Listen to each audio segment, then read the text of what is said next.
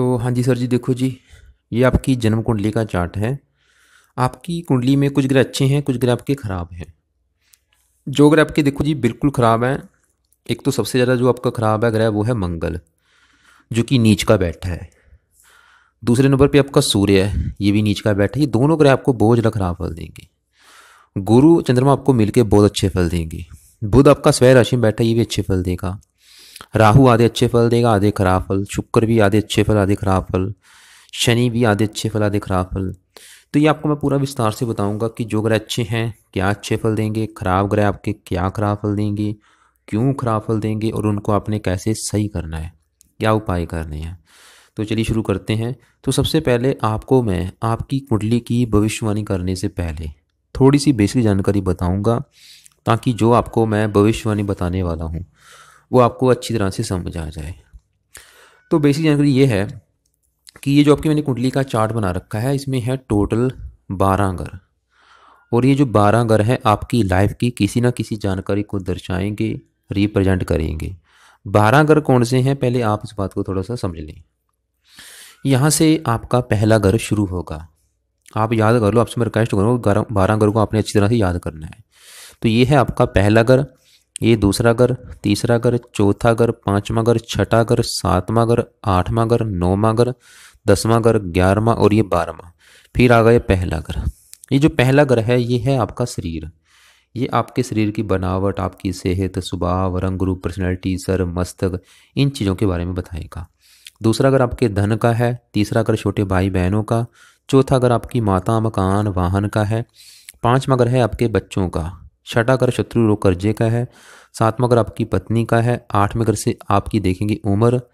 नौवें घर से देखेंगे भाग्य। 10वां घर आपके कामकाज का है। 11वां घर लाभ का। 12वां घर आपके खर्च का है। तो कहने का मतलब ये 12 घर आपकी लाइफ की किसी न किसी जानकारी को दर्शाएंगे। जैसे कि ये घर 7वां घर आपकी मैंने पत्नी का बोला है, तो पत्नी के लिए यहाँ पे 2 नंबर लिखा है। इस घर का जो मालिक शुक्र है, शुक्र को देखेंगे। ऐसे ही ये घर चौथा घर है आपकी मैंने माता, मकान, वाहन का बोला है, उसके लिए यहाँ पे 11 नंबर लिखा है। इस घर का जो मालिक है वो है शनि, शनि को देखेंगे। जो भी मतलब कुछ देखना है उस घर का सबसे पहले आपने मालिक देखना है कि मालिक कौन है, वो कहाँ बैठा है। अब देखो जी, मोटा मोटा सा आपको समझ आ चुका है। बात करते हैं भविष्यवाणी की। ये जो 9 ग्रह हैं ये अपना अच्छा बुरा असर कब देते हैं, जब इनकी दशा आती है। दशा दिखनी मतलब बहुत ज़्यादा ज़रूरी है। अभी जैसे कि आपके ऊपर चल रही है दशा बड़ी मंगल की, मंगल की चल रही है आपके ऊपर बड़ी महादशा, जो कि 2017 से चली है, अभी 24 तक चलेगी। इसका मतलब ये है कि आपके ऊपर वर्तमान में जो बड़ा असर वो मंगल का है। और कितना असर है, 80%। मतलब आपकी जो 100 में से 80% लाइफ है, वो 80% आपके साथ जो भी कुछ हो रहा है, जो भी खा रहे हैं, पी रहे हैं, काम कर रहे हैं, सोच रहे हैं, कुछ भी इस मंगल की वजह से हो रहा है और होता रहेगा 24 तक। बाकी बचा जो 20% आपके ऊपर असर है वो है बुध का, क्योंकि इसकी चल रही है अंतरदशा। ये जनवरी 21 से चली है और ये अभी 22 में ख़त्म हो जाएगी, जनवरी से 22 में। तो कहने का मतलब इन दोनों ग्रहों का आपके ऊपर असर है बड़ा। आपके ऊपर देखो जी, आप ये समझ लो कि अभी वर्तमान में आपकी लाइफ के ऊपर जो असर है वो मंगल का भी है और बुध का भी है, लेकिन ज़्यादा असर बड़ा मंगल का है। और एक आपके ऊपर शनि की चल रही है 7.5, और ये पिछले काफ़ी सालों से चल रही है, 7 साल हो चुके हैं। वैसे ख़त्म होने वाली है अभी ये आपके ऊपर, अभी 29 अप्रैल में ख़त्म हो जाएगी। 4 महीने पड़े हैं, पिछले देखो जी कितने साल हो चुके हैं, क्योंकि 7.5 साल की 7.5 होती है, तो अभी 4 महीने में ख़त्म होने वाली है। तो अभी भी फिर भी आपके ऊपर अभी वर्तमान में 7.5 का असर है। तो आप समझ लो कि आपके ऊपर मंगल का भी असर है, बुध का भी असर है, शनि की 7.5 का भी असर है। लेकिन जो ज़्यादा असर है, बड़ा असर है, वो है मंगल का, और कुछ असर है आपके ऊपर 7.5 का भी। बुध की जो अंतर है वो खत्म होने वाली है, तो बड़ा असर मंगल का। सबसे पहले मंगल की बात करते हैं। और मंगल आपको मैंने अभी क्या बोला था कि आपका मुझे खराब लगा है, क्योंकि ये नीच का बैठा है। ये जो 4 नंबर लिखा है ये कर्क राशि है, जो कि मंगल की नीच राशि है। एक बहुत नेगेटिव बात है, क्योंकि कोई भी ग्रह जो नीच का चला जाता है, नीच राशि में चला जाता है, वो बिल्कुल खराब फल देता है, अच्छे फल नहीं देता। मतलब आपको आपके ऊपर जो बड़ा असर मंगल का है, मंगल आपको देगा खराब फल। यानी कि आपका समझ लो कि आपका बुरा समय चल रहा है, क्योंकि मंगल आपको अच्छे फल नहीं देगा।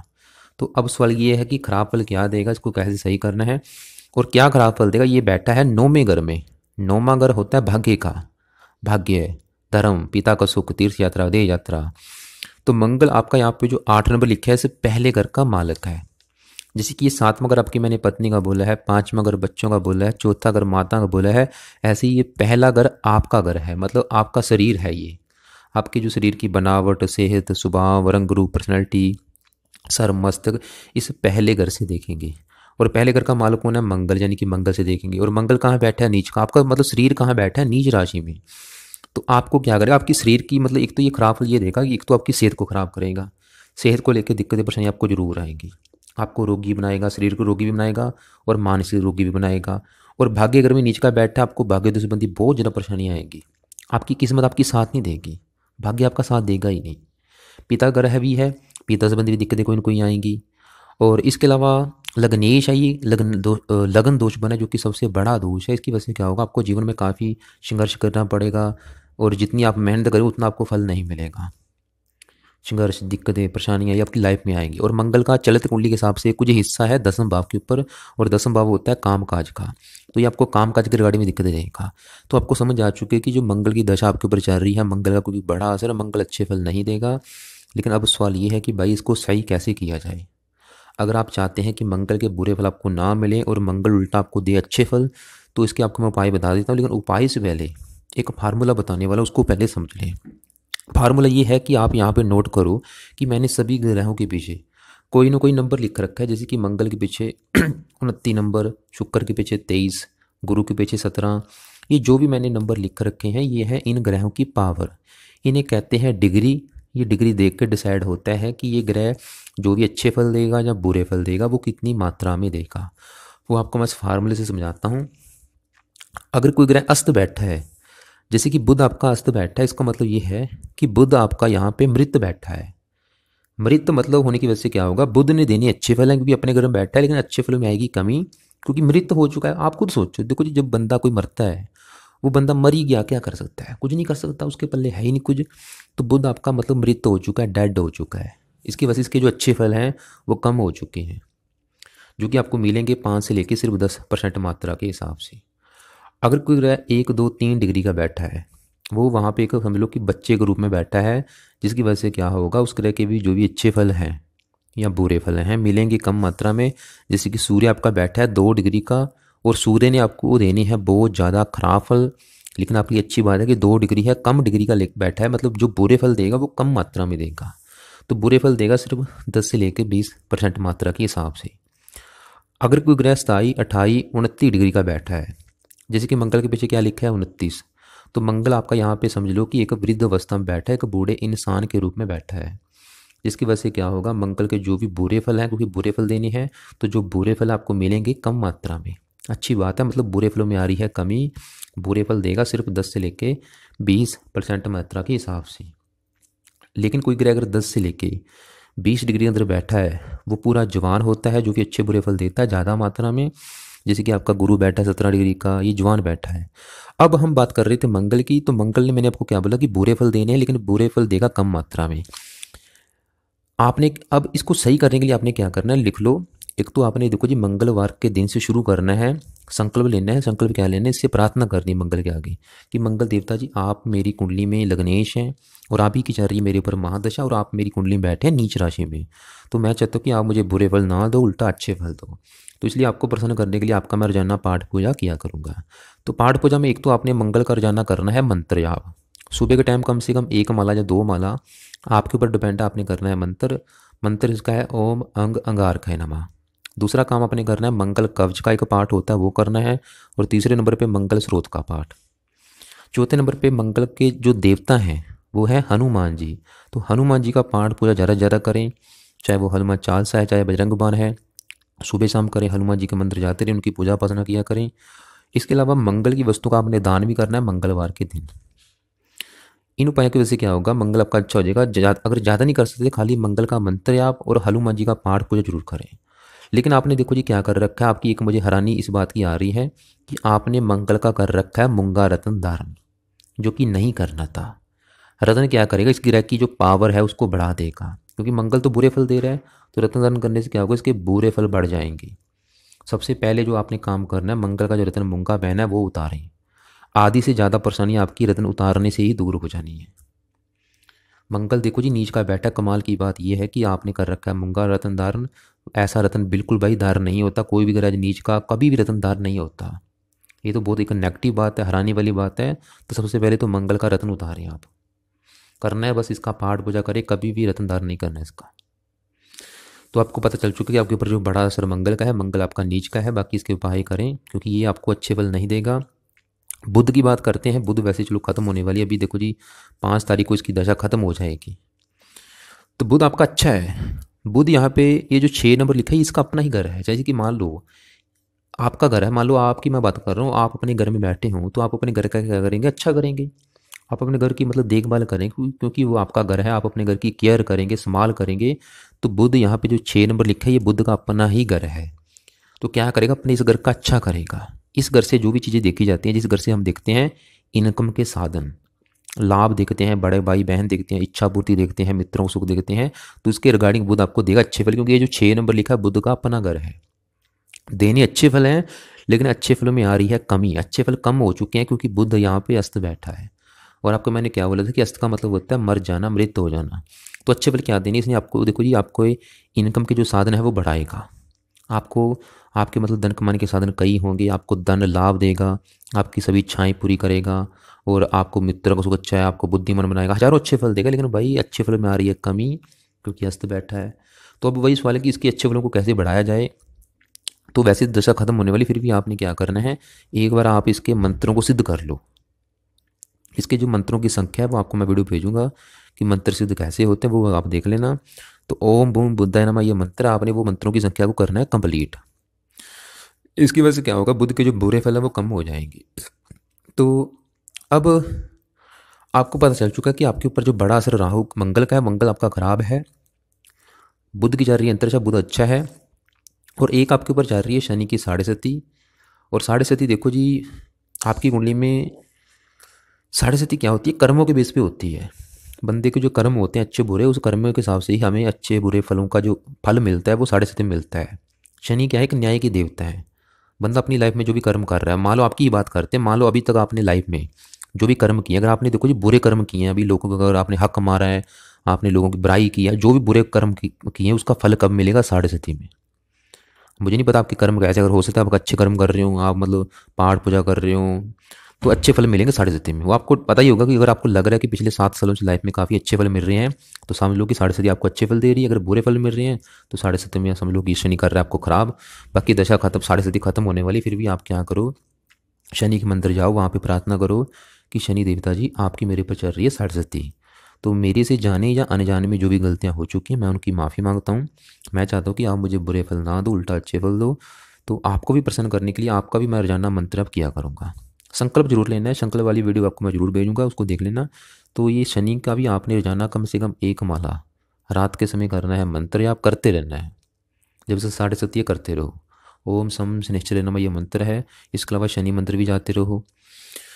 तो अब आपको समझ आ चुका है कि आपके ऊपर जो बड़ा असर मंगल का है, मंगल क्योंकि नीच का बैठा है, इसकी करने पड़ेंगे आपको पाठ पूजा उपाय अगर आप अपनी लाइफ में चाहते हैं चेंज। 7.5 चल रही है वो भी आपका खराब ही है।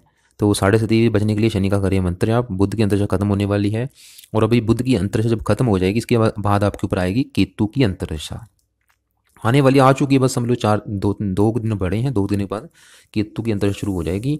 और केतु यहाँ पे बैठा है 5वें घर में। केतु देखो जी आपको अच्छे फल भी देगा, खराब फल भी देगा। अच्छे फल, खराब फल ये देगा कि ये जहाँ बैठा है ये है 5वां घर। यहाँ पे जो 12 नंबर लिखा है ये घर 5वां, आपको मैंने पहले बोला था घरों याद कर लो। ये 5वां घर आपकी पढ़ाई का है। तो क्या करेगा, केतु आपकी पढ़ाई में विघ्न डालेगा। 5वां घर बुद्धि का है, बुद्धि को भ्रमित कर देगा। संतान का है, संतान से बंदी कोई ना कोई दिक्कतें परेशानी आपको आ सकती हैं। इसके अलावा इसकी 3 दृष्टियाँ, 5वीं यहाँ पे, 7वीं यहाँ पे, 9वीं यहाँ पे। बाकी फिर भी अगर आप चाहते हैं इसके बुरे फल आपको ना मिले, उल्टा आपको अच्छे फल मिले, 2 काम जरूर करें। एक तो केतु के लिए कुत्तों को रोटी जरूर डाला करें, और केतु का मंत्र आप अभी शुरू कर दें, शनिवार के दिन से शुरू करें कि केतु देवता जी आपकी आने वाली है मेरे ऊपर अंतरिक्षा। मैं चाहता हूँ कि आपकी दशा में मुझे अच्छे फल ही मिले, बुरे फल ना मिले। तो आपका मैं रोजाना 1 माला मंत्र अब किया करूँगा। तो केतु का जो मंत्र है ओम केम केतवे नमः है, इसका रोजाना 1 माला करना आपने। अब देखो जी आगे बात करते हैं आपका, मुझे आपकी वैसे कुंडली में मुझे जो सबसे ज़्यादा ग्रह खराब लगे हैं, एक तो मंगल है, दूसरा सूर्य है। इनके पाए आपने बहुत जरूरी करने हैं और लाइफ टाइम करने हैं। सूर्य क्यों खराब लगा? क्योंकि सूर्य यहाँ पे 7 नंबर लिखा है। सूर्य ये तुला राशि है, जो कि सूर्य की नीच राशि, मतलब सूर्य भी आपका नीच का बैठा है। नीच राशि में होने की वजह से सूर्य भी आपको अच्छे फल नहीं देगा और देगा खराब फल। और ये क्या खराब फल देगा? ये 12वां घर है जहाँ बैठा है, और एक तो घर अच्छा नहीं, एक बैठा भी नीच राशि में है। और 12वां घर होता है खर्चे का, खर्चा, हानि, दान, दंड, हस्तल के खर्चे, पागल खाना, विदेश यात्रा, जेल यात्रा, हत्या, आत्महत्या, काफ़ी खराब चीज़ें इस घर से देखी जाती हैं। तो सूर्य यहाँ पे अब सवाल ये है कि खराब फल क्या देगा। सूर्य यहाँ पे जो 5 नंबर लिखा है इस घर का मालिक है 10वें घर का। और ये 10वां घर आपको मैंने क्या बोला है कि आपके काम काज का है। आपके काम काज के बारे में इस 10वें घर से देखेंगे, यानी कि 10वें घर का मालिक कौन है? सूर्य है। सूर्य से देखेंगे। और 10वां घर आपके पिता का भी है। पिता के अलावा यहाँ से सरकार देखी जाती है, मान प्रतिष्ठा देखी जाती है। तो इन चीज़ों के मामले में सूर्य आपको देगा खराब फल। काम काज घर का मालिक है तो क्या करेगा? आपको काम काज के रिगार्डिंग बहुत ज़्यादा दिक्कतें आएंगी। नौकरी कारोबार का सुख जो भी आप करेंगे उसको लेकर दिक्कतें परेशानी लगी रहेंगी। बिजनेस में, कारोबार में आपको तरक्की नहीं मिलेगी। चाहे नौकरी करते हैं, बिजनेस करते हैं, जो भी काम करते हैं उसके रिगार्डिंग आपको दिक्कतें जरूर आएंगी। अगर ये आ रही हैं तो बड़ा कारण ये सूर्य है। 10वां भाव आपके भाई पिता का है, तो पिता के सुख में कमी कर देगा।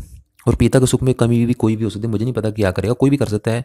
जहाँ तो पिता, आपके पिता को कष्ट होगा, जहाँ पिता से आपकी कम बनेगी, जहाँ पिता के जीवन में कोई दिक्कतें आएंगी, जहाँ पिता के द्वारा आपको परेशानी आ सकती है। पिता को लेकर कोई ना कोई दिक्कतें परेशानी आपको लाइफ में जरूर आएगी, कन्फर्म है। इसके अलावा ये सरकार का है कारक, तो सरकार की तरफ से आपको कोई दंड भी मिल सकता है। कोई ना कोई सरकार की तरफ से आपको दंड जरूर मिलेगा। सरकारी कामों में दिक्कतें, सरकारी नौकरी नहीं आपको मिलेगी।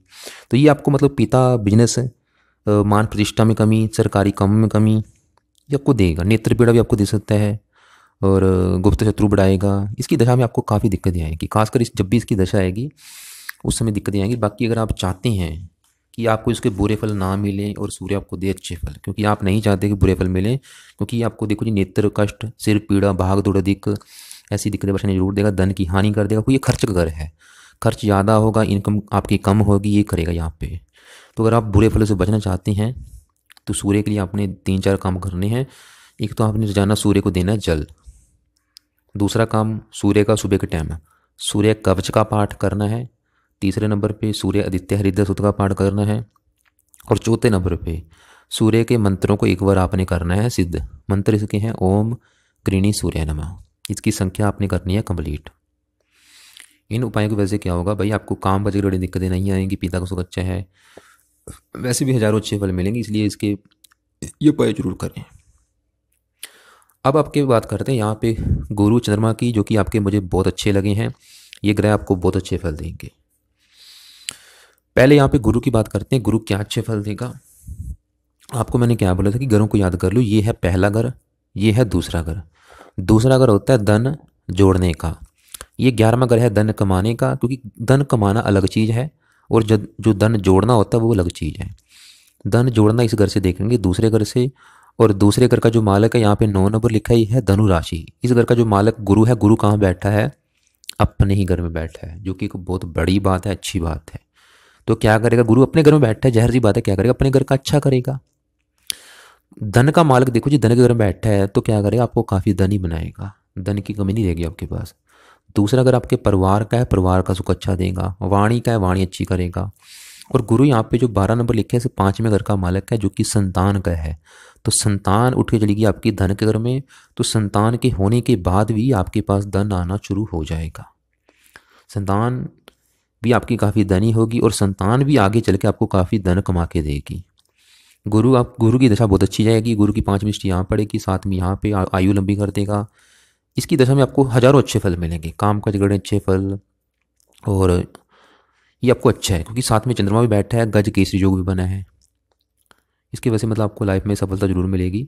और चंद्रमा यहाँ पे जो 4 नंबर लिखा है, 9वें घर का मालिक है, भाग्य घर का। भाग्य घर का मालिक धन के घर में बैठा, भाग्य में जी आपको लाइफ में धन जरूर मिलेगा। आपकी वाणी मिट्टी कर देगा, ये भी आपको अच्छे फल देगा। ये दोनों की दिशाएं जब भी आएंगी बहुत अच्छी जाएंगी। वैसे चंद्रमा की जो बड़ी महादशा है वो आपकी निकल चुकी है, वो थी आपके ऊपर 17 से पहले, और आपको पता ही होगा कि वो समय कैसा गया है। लेकिन 17 के बाद आप खुद देख लो कि आपकी लाइफ में कितनी दिक्कतें परेशानी आ रही। कारण मंगल है क्योंकि वो नीच का बैठा है। आगे बात करते हैं यहाँ पे राहु ग्रह की। राहु देखो जी वैसे 11वें घर में अच्छा माना गया है। इसकी 3 दृष्टियाँ, 5वीं यहाँ पे, 7वीं यहाँ पे, 9वीं यहाँ पे। ये है 7वां घर आपकी पत्नी का। पत्नी के लिए 2 ग्रहों को देखना पड़ेगा, एक तो इस घर का जो मालिक है शुक्र है, शुक्र को देखेंगे, और इस घर के ऊपर पड़ रही है राहु की दृष्टि, उसको भी देखेंगे। राहु की वैसे उच्च राशि है, वैसे विवाह का सुख अच्छा ही है आपकी कुंडली में, पत्नी का सुख अच्छा है। राहु देखो जी 11वें घर में बैठ के आपको धन लाभ भी देगा। और आपके ऊपर अभी मैं फिर बोलूँगा बड़ी दशा आने वाली है राहु ग्रह की 24 के बाद आपके ऊपर जो चलेगी, इस राहु की दशा चलेगी। वैसे राहु की दशा अच्छी नहीं मानेगी, जब भी आती दिक्कत परेशानी जरूर आती, लेकिन आपकी कुंडली में 11वें घर में बैठा है, और बैठा भी यहाँ पे कन्या राशि में, जो कि स्वय राशि है, इसके अपना घर है। इसकी वजह से राहु आपको मतलब 100 में से 60-70% अच्छे फल ही देगा, खराब फल कम देगा। फिर भी आपने जब भी इसकी दशा आएगी 4 साल आने वाली आपके ऊपर, तो आपने उस समय इसके पाठ पूजा उपाय जरूर करने हैं, ताकि जो थोड़े बहुत बुरे फल हैं वो कम हो जाएँ और जो अच्छे फल हैं वो बढ़ जाएँ। इसकी दशा में आपने इस समय राहु का मंत्र भी करना है, इसका कवच का पाठ दान करना है, वो आपको मैं एक वीडियो भेजूंगा 25 उपाय वाली, वो आप देख लेना। तो इसकी दशा में वो आपने उपाय जरूर करने हैं।